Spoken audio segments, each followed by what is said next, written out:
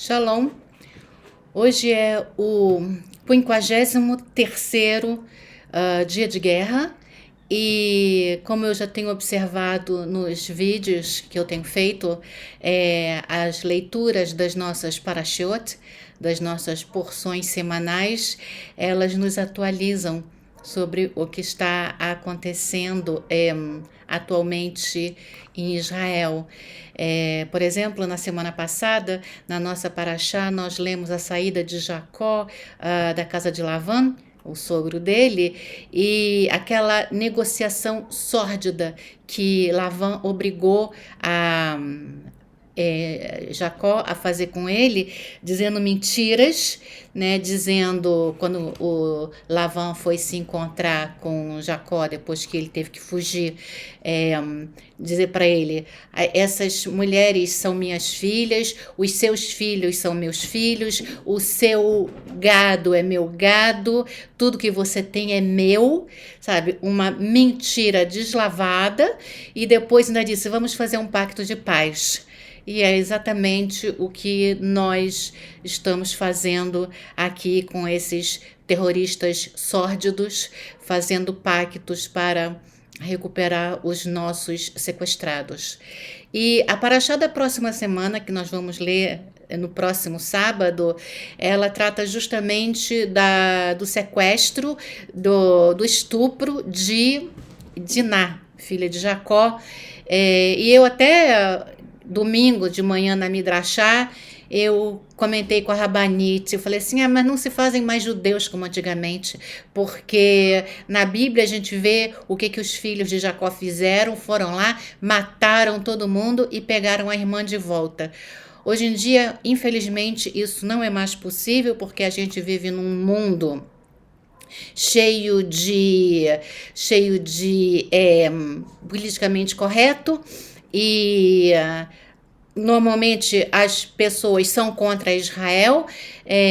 Nós não podemos nos defender como deveríamos, como por exemplo fizeram os Estados Unidos em 2001, quando as Torres Gêmeas foram atacadas, que eles foram lá no Afeganistão e para caçar o Osama Bin Laden, eles mataram um monte de gente. Ninguém no mundo questionou as ações dos Estados Unidos, ou pode ter questionado e pode ter recriminado, mas os Estados Unidos entrou por uma orelha, saiu pela outra e foi lá e acabou com aqueles terroristas que fizeram o massacre do 11 de setembro.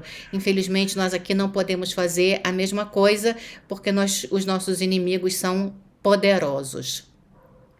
Mas o assunto de hoje, dando continuação ao assunto do último vídeo, é sobre a escatologia, o fim do mundo. Existe escatologia judaica? Me perguntaram no Instagram e é o assunto do vídeo de hoje, e a resposta eu vou logo dizendo não. Não existe no judaísmo a noção de escatologia. Como eu expliquei, escatologia é uma palavra grega cunhada pelo cristianismo para explicar os eventos do fim do mundo de acordo com o cristianismo, e que o Islã bebeu na fonte do cristianismo e fez a sua escatologia também mais ou menos na mesma linha, com variações de acordo com a cultura islâmica, que é diferente da cultura cristã. Então, no judaísmo, tá claro, não existe o fim do mundo, sabe? No início, quando criou Deus os céus e a terra, no primeiro dia ele criou a luz e viu que a luz era boa. Isso está em Gênesis 1:4.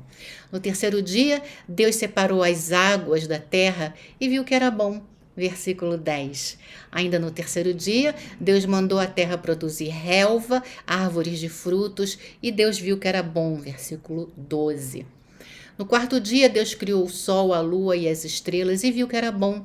Versículo 18. No quinto dia, Deus criou os répteis, as aves, os peixes e viu que era bom. Versículo 21. No sexto dia, Deus criou as almas viventes, os animais segundo as suas espécies, e viu que era bom. versículo 25. E também no sexto dia, Deus criou o ser humano, à sua imagem e semelhança, e o abençoou. Vendo o Eterno tudo o que criara para o homem, ele disse que era muito bom. No versículo 31. Mas o homem se corrompeu, se afastou do Eterno, e então o Eterno elaborou um plano de redenção para o homem, para os animais e para a terra. Este plano de redenção se chama em hebraico Geulah. Para cumprir seu plano de redenção, o Eterno separou um homem, o único monoteísta, vivendo num meio politeísta, Abrão. E o Eterno falou com ele e os seus descendentes. Gênesis 12, 7. E o Eterno apareceu a Abrão e lhe disse: a tua descendência darei esta terra. Gênesis 26, 3, o Eterno fala a Isaque: mora nesta terra e estarei contigo e te abençoarei, pois a ti e a tua descendência darei todas essas terras e confirmarei o juramento que jurei a Abraão teu pai. Gênesis 28, 13. O Eterno fala a Jacó: e eis que o Eterno estava sobre ela, a escada do sonho de Jacó, e dizia: eu sou o Eterno, o Deus de Abraão teu pai, o Deus de Isaque. A terra sobre a qual tu jazes, a ti te darei e a tua descendência. Gênesis 50, versículos 24 e 25. E José disse a seus irmãos: eu morrerei, e Deus certamente vos visitará e vos fará subir dessa terra, a terra que jurou a Abraão, a Isaque e a Jacó. E José fez os filhos de Israel jurar, dizendo: certamente Deus vos visitará, e então fareis subir meus ossos daqui. Êxodo 3 e 8, o Eterno fala a Moisés: desci para livrar o meu povo do poder do Egito e para o fazer subir daquela terra para uma terra boa e espaçosa, para uma terra que emana leite e mel, para o lugar do Cananeu, do Iteu e do Emoreu, do Perizeu, do Iveu e do Jebuseu. Dos descendentes de Abraão, o Eterno prometeu fazer um reino de sacerdotes. Êxodo 19, 5 e 6 diz assim: e agora, se ouvirdes atentamente a minha voz e guardardes minha aliança, sereis para mim o tesouro de todos os povos, porque toda a terra é minha, e vós sereis para mim um reino de sacerdotes e um povo santo. Estas são as palavras que falarás aos filhos de Israel. A fim de iniciar o processo de transformação de um povo de escravos em um povo livre e santo, o Eterno deu aos hebreus, no Monte Sinai, um código perfeito de leis espirituais, morais e éticas, envolvendo o relacionamento do homem com Deus, Êxodo 20, versículo 2, não terás outros deuses diante de mim, o relacionamento do homem com os animais e a natureza, Êxodo 20, versículo 7, lembra-te do Shabat para santificá-lo, porque no Shabat descansam os homens, as mulheres, as crianças, os servidores, os estrangeiros que vivem entre os hebreus, os animais e a terra, e o relacionamento do homem com o seu semelhante, Êxodo 20, de 11 a 13, honra ao pai e à mãe, proibição de matar, de adulterar, de furtar, de denegrir a imagem do próximo. Esse código perfeito de leis é a Torá. Todas as bênçãos prometidas por Deus aos hebreus giram em torno do dom da terra e são condicionadas à fidelidade do povo ao Eterno e ao cumprimento das mitzvot, dos mandamentos. O castigo para a infidelidade não é o inferno, mas a expulsão da terra e a perseguição dos inimigos. Levítico 26, 14 a 17 diz: e se não me ouvirdes e não fizerdes todos esses preceitos, e se desprezares os meus estatutos, e se a vossa alma rejeitar os meus juízos, para não fazer todos os meus preceitos, para violardes a minha aliança, também eu farei isto a vós. Porei sobre vós o terror, a tísica e a febre ardente, que fazem desesperar e atormentar a alma. E enviarei a minha ira contra vós, e sereis derrotados diante de vossos inimigos, e dominarão sobre vós aqueles que vos odeiam. O povo de Israel, sim, foi infiel ao seu Deus, se encantou com os deuses e com as mulheres dos povos pagãos, tanto na antiguidade como nos tempos modernos.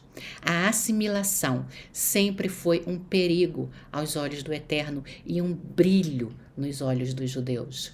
No entanto, o Eterno não mudaria seus planos de redenção, e sim castigaria severamente seus filhos rebeldes. Para tanto, usou a mão de seus inimigos através de massacres, assassinatos, expoliações, roubos, torturas, estupros, expulsões, conversões forçadas. Quanto mais eram perseguidos, mais os judeus se apegavam ao seu Deus, e o resultado que vemos é o plano de Deus em marcha. A Geulá está prevista na Torá. Ela se realizará para os judeus e para toda a humanidade com a chegada do Mashiach. Esse evento representará uma mudança de paradigma na Terra, o nascimento de uma nova mentalidade, de uma nova humanidade. Os nossos sábios chamam esse período que antecede a aparição do Mashiach de Hevlei Mashiach, ou as dores de parto do Mashiach. O modelo para a Geulá futura é a redenção do Egito. Havia opressão dos judeus, escravidão, assassinato de bebês. O Eterno encontrou Moisés na sarça ardente e fez dele o guia de Israel. O Eterno está preparando o Mashiach para enfrentar as forças poderosas que oprimem os judeus nos dias de hoje. Faraó, o grande poder mundial, não queria liberar os hebreus para que partissem para a sua terra. Os poderosos deste mundo não querem admitir o direito de Israel de viver na sua terra. Faraó foi obrigado pelo Eterno a permitir a saída de Israel do Egito. Todas as nações da terra se calarão e não somente aceitarão, mas desejarão a existência de Israel.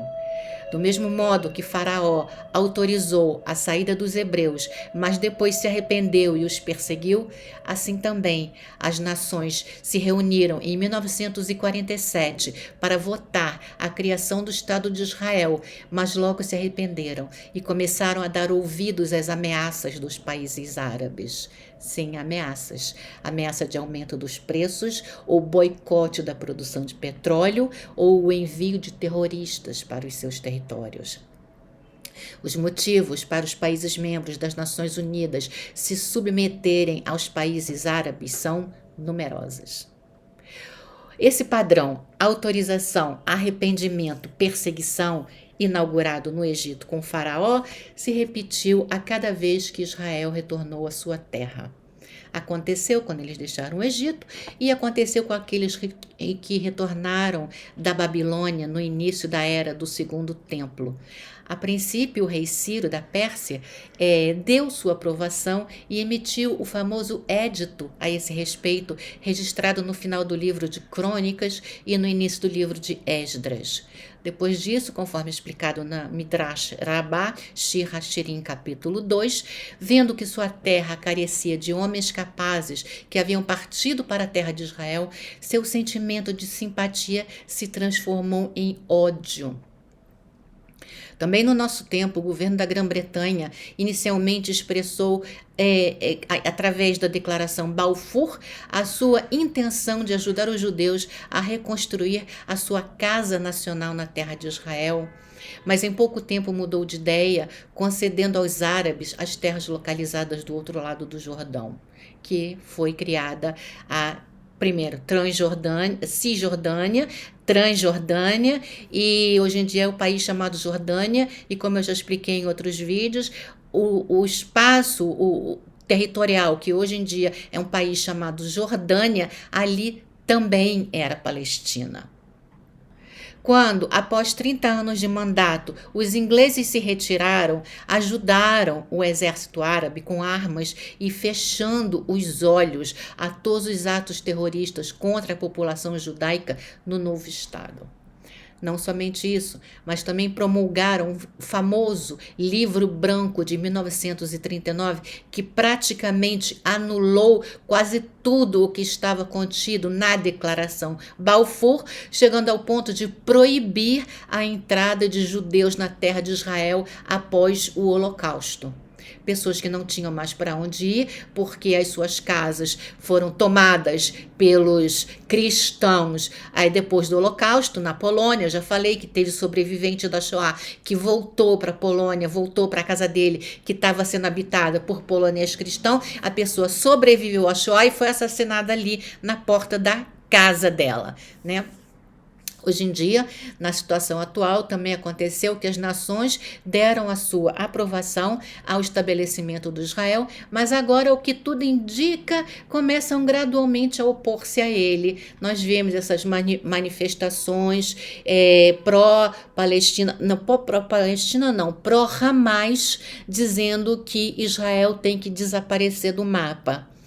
Todos os acontecimentos que estamos vivendo, a revolta de Ismael, da qual eu já falei em um outro vídeo, o terrorismo e a crueldade com que as nações censuram as decisões do Estado judeu fazem parte do desenvolvimento do Havlei Mashiach, das dores de parto antes da Geulah, da redenção. Agora, como são as dores de parto do Mashiach? Neném, você dá licença? Existe uma tradição antiga a respeito da era pré-messiânica, registrada no Talmud, Tratado Sanedrim 97a, em que Rabi Yohanan disse: na geração em que o filho de Davi, o Mashiach, vier, o número de estudiosos da Torá diminuirá, e quanto ao resto do povo, seus olhos estarão cansados pela angústia e a tristeza. Cada dia trará novas adversidades e decretos severos. Assim que um problema passa, outro aparece. Fecha aspas. A grande obra cabalística, o Zohar, no livro 1, folhas 25a e 119a, afirma, abre aspas, e os filhos de Ismael, os árabes, naquele tempo, a era messiânica, incitarão o mundo inteiro a se levantar contra Jerusalém, e todas as nações se reunirão contra os judeus para removê-los do mundo. Fecha aspas. Sobre essa época está escrito em Jeremias 30, versículos 6 e 7. Perguntai e verificai se acaso sente o homem dores de parto. Porque então percebo que cada homem põe as mãos sobre o ventre como uma parturiente e se empalidece em suas faces. Ó, quão grande é a dimensão daquele dia! Nenhum outro se pode comparar a ele. É um tempo de tribulações para Israel, mas ele será salvo delas. Ao usarem o termo Hevrei Mashiach, os sábios também estão nos ensinando que o período que antecede a vinda do Mashiach tem um paralelo com as dores da gravidez e do parto de uma mulher que espera o nascimento do seu bebê. Assim como as dores de uma mulher durante o parto aumentam de intensidade quando a criança está prestes a nascer, também as dores de parto e a agonia do povo judeu aumentarão de intensidade pouco antes da revelação do Mashiach e do povo judeu ser redimido. Rabino Yohanan, da Mishnah, falando sobre essas dores de parto do Mashiach, exclamou, abre aspas, deixe o Mashiach vir, mas que eu não o veja. Tratado Sanedrim 98b. Os comentaristas explicam que o Rabino Yohanan pensava que as provações e as tribulações do Havlei Mashiach que acontecerão ao povo judeu podem ser muito difíceis e fisicamente dolorosas, como descritos no livro de Daniel 12 e 10, em que o anjo declara: muitos serão purificados, embranquecidos e refinados. Os iníquos agirão conforme a sua iniquidade e nada compreenderão. Os sábios, porém, tudo entenderão. Fecha aspas. Nossos sábios interpretam essa profecia como significando que a dor e o sofrimento das dores de parto do Mashiach são um teste do céu e que apenas os sábios compreenderão que isto é um teste e que devem permanecer firmes na fé.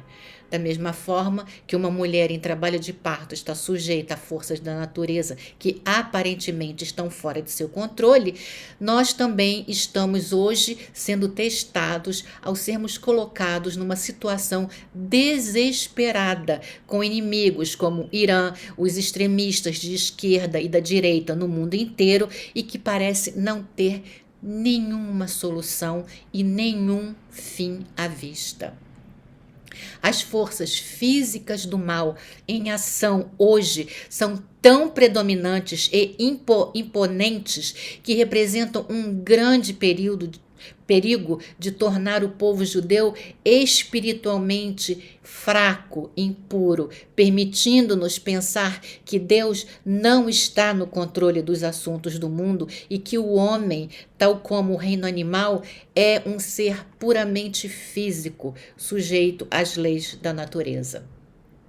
A dor e a agonia do nosso povo são tão grandes que podemos estar pensando ressentidamente contra Deus por permitir que este terrível sofrimento ocorra.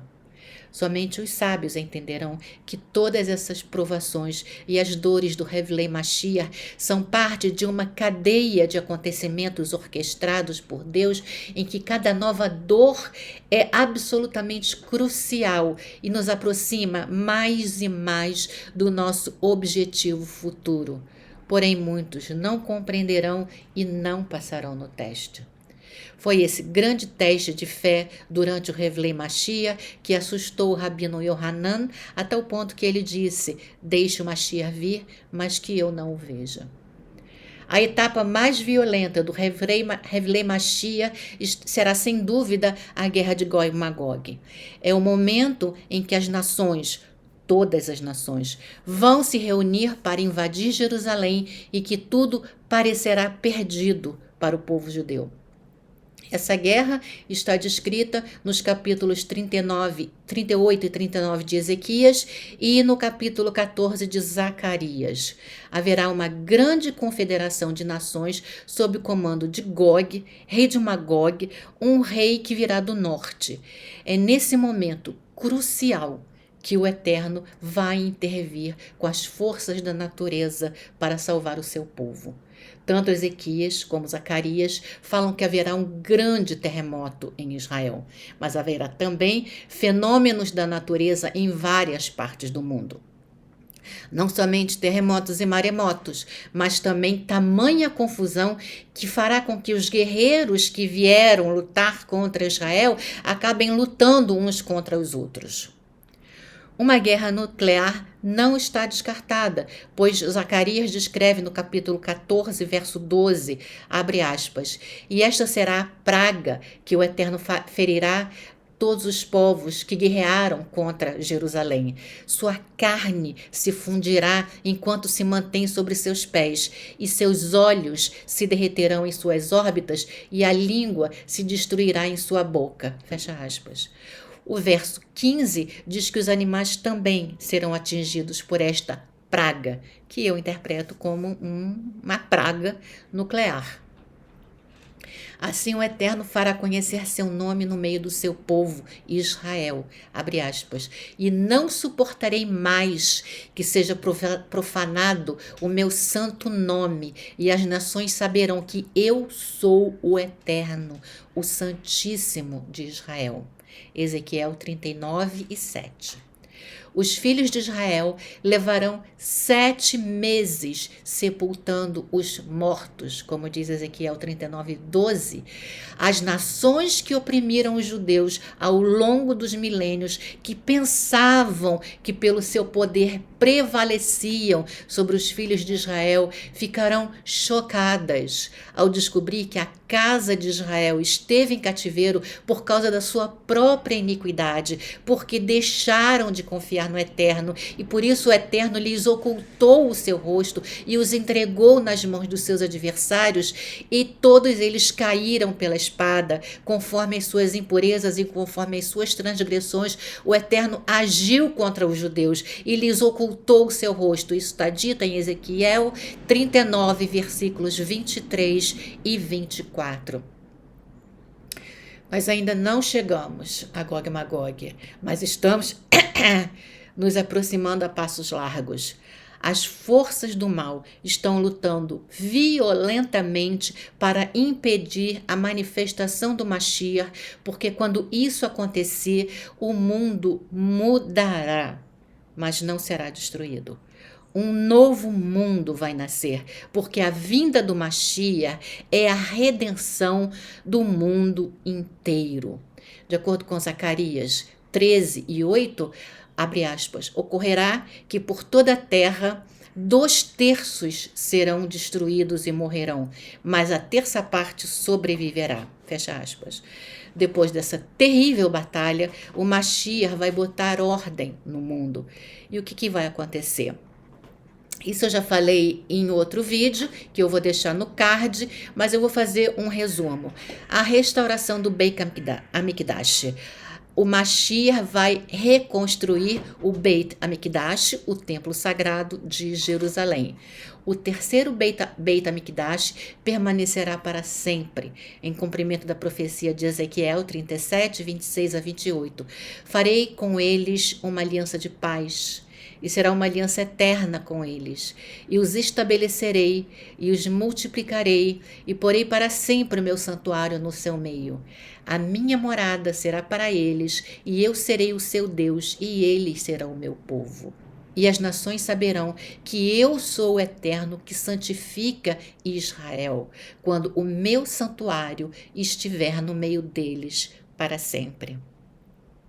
Também o Mashiach vai fazer vir todos os exilados de Israel.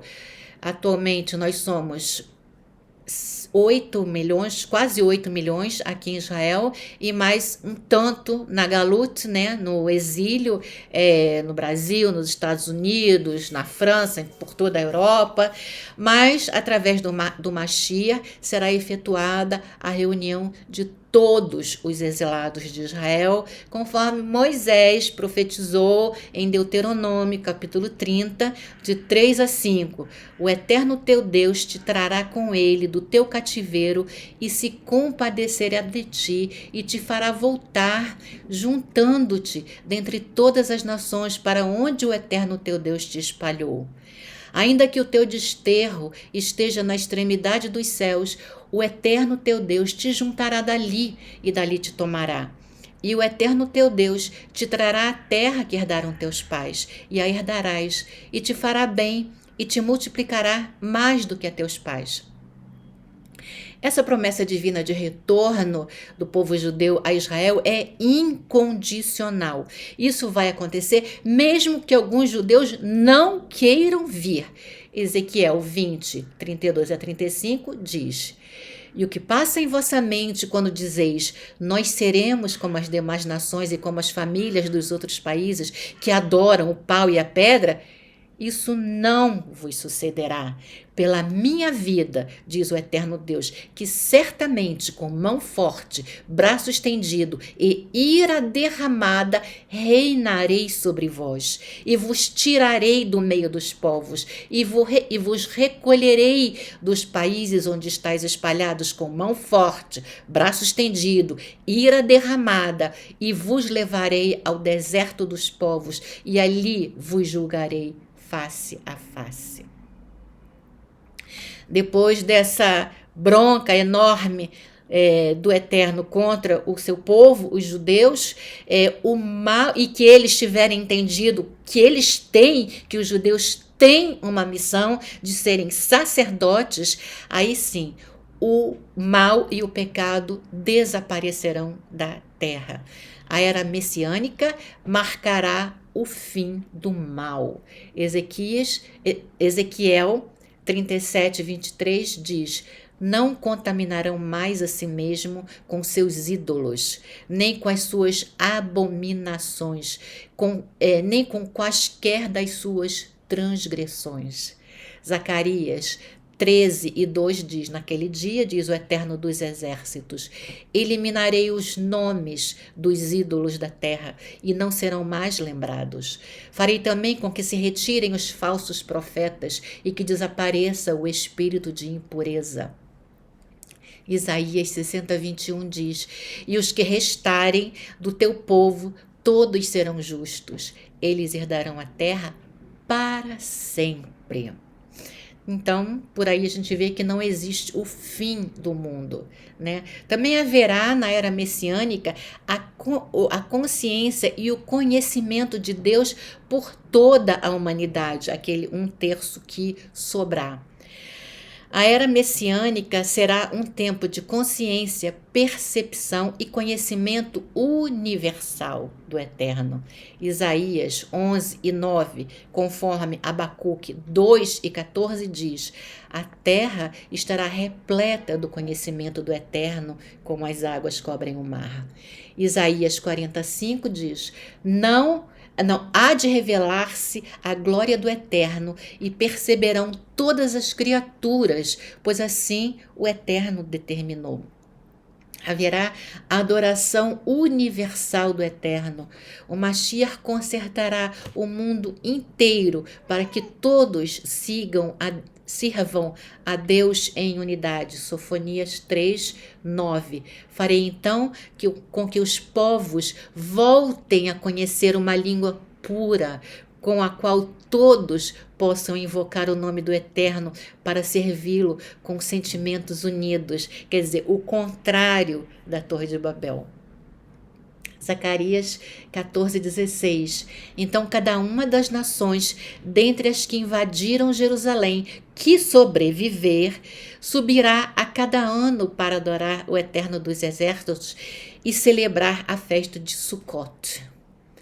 Agora, por que a festa de Sukkot?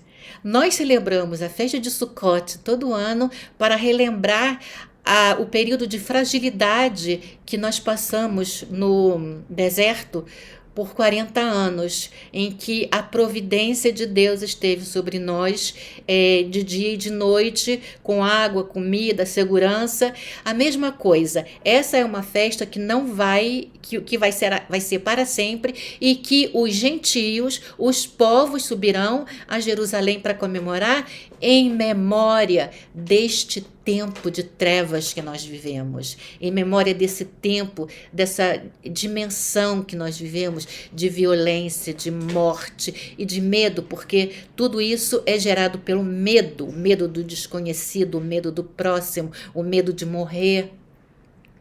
Então, o profeta diz que as nações subirão para celebrar a festa de Sukkot.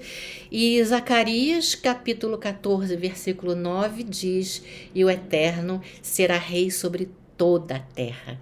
Naquele dia, o Eterno será um, e o seu nome um. Eu entendo disso que não haverá mais religião. Não haverá mais judaísmo, não haverá cristianismo, não haverá islã, não haverá hinduísmo. Haverá um Deus e a adoração a esse Deus, ponto. Então essa será também uma fase de paz e harmonia universal. A consciência e o conhecimento de Deus removerão as disposições mesquinhas que levam ao conflito e à guerra. Será uma era de paz e harmonia em Israel e em todo o mundo. Isaías 2 e 4 e Miqueias 4 e 3 dizem: eles transformarão suas espadas em relhas de arado e suas lanças em foices. Uma nação não levantará a espada contra outra nação, nem aprenderão mais a guerra. E Miqueias 4:4 continua: cada homem se sentará debaixo da sua videira e debaixo da sua figueira, e ninguém os assustará. Quer dizer, não haverá mais ferrolhos, brancas, portas blindadas, carros blindados, pessoas armadas, como a gente vê aqui atualmente em Israel, mesmo na sinagoga, os homens vão armados, as mulheres que têm porte de armas vão armadas. Nada disso mais vai ser necessário. Oséias 2:20 diz: quebrarei da terra o arco, a espada e a guerra, e farei com que se deitem em segurança. Zacarias 9:10: o arco da guerra será cortado e o Mashiach falará de paz às nações. Essa nova atitude da humanidade também se refletirá no mundo animal. Isaías 11:6-9 diz: o lobo habitará com o cordeiro, e o leopardo se deitará com o cabrito, e o bezerro com o filhote de leão e o animal cevado juntos, e uma criança pequena os guiará. A vaca e a ursa pastarão, e o leão comerá palha com o gado. Uma criança brincará sobre a toca de uma áspide, e a criança desmamada estenderá a mão sobre o globo ocular de uma víbora.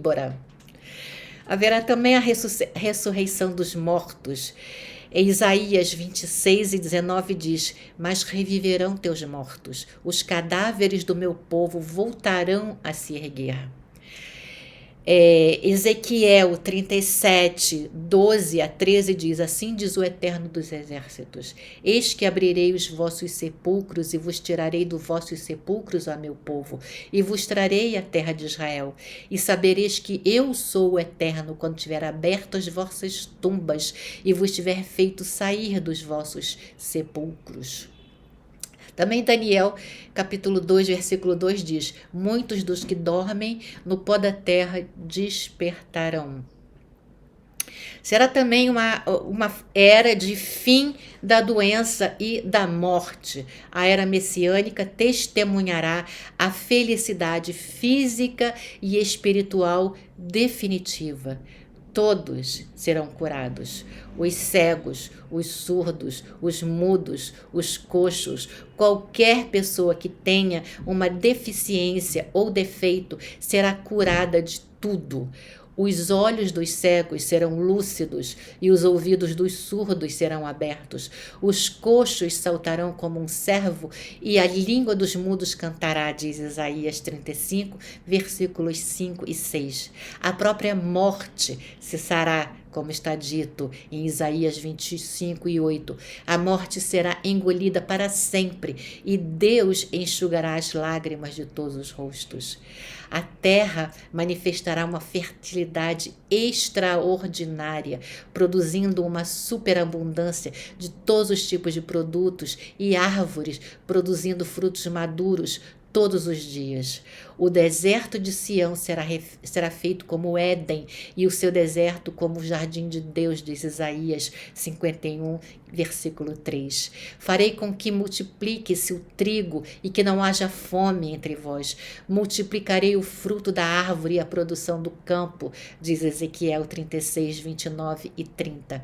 O lavrador alcançará o segador, e o pisador de uvas naquele que semeia, e o dos montes gotejará vinho doce, e todos os outeiros derreterão. Amós 9 e 13. O que isso quer dizer exatamente? Que a abundância será tanta que enquanto um estiver plantando, o outro já vai estar colhendo, sabe? De tanta abundância que vai haver. Naquele dia não haverá fome nem guerra, nem inveja e nem conflito. Todas as coisas boas serão concedidas em abundância e todas as iguarias serão acessíveis como o pó. Os eventos e condições maravilhosos da era messiânica ofuscarão completamente todo e quaisquer milagres que aconteceram antes disso, mesmo aqueles associados ao êxodo do Egito. Nada vai se comparar. Mesmo assim, essas bênçãos divinas não são um fim em si mesmo. Para que o Eterno vai fazer tudo isso? Essas coisas todas, essas bênçãos todas, são apenas um meio para se alcançar um objetivo maior. É o nosso anseio pela era messiânica não não é para que nós possamos comer, beber, nos alegrar, ter muitos produtos e riqueza e nos entregarmos ao vinho e à música. Para os judeus, é antes obter alívio dos poderes que presentemente não nos permitem preocuparmos-nos adequadamente com a Torá e as mitzvot. Nossas aspirações são a liberdade para nos dedicarmos à Torá e à sua sabedoria, sem ninguém para nos oprimir e nos perturbar. Ansiamos por esse tempo, porque haverá uma assembleia de justos, uma era dominada pela bondade, sabedoria, conhecimento e verdade. Será um momento em que os mandamentos da Torá serão observados sem preocupações, sem medo ou confusão. A única preocupação do mundo inteiro será conhecer a Deus. Os judeus vão instruir os povos no conhecimento de Deus, como está escrito em Zacarias 8:23. Assim disse o Eterno dos Exércitos: naquele dia, 10 homens de diferentes línguas e de todas as nações segurarão a orla das vestes de um judeu, dizendo: iremos contigo, porque sabemos que Deus está contigo. Esta será a missão sacerdotal para o qual os filhos de Israel foram incumbidos em Êxodo 19:6 ao saírem da terra do Egito. Essa é a história da Geulah, da redenção da humanidade, para que o homem e todos os seres criados pelo Eterno vivam em harmonia e fidelidade fidelidade a Deus, desfrutando de tudo o que o Eterno viu que era bom quando criou os céus e a terra. Shavua Tov.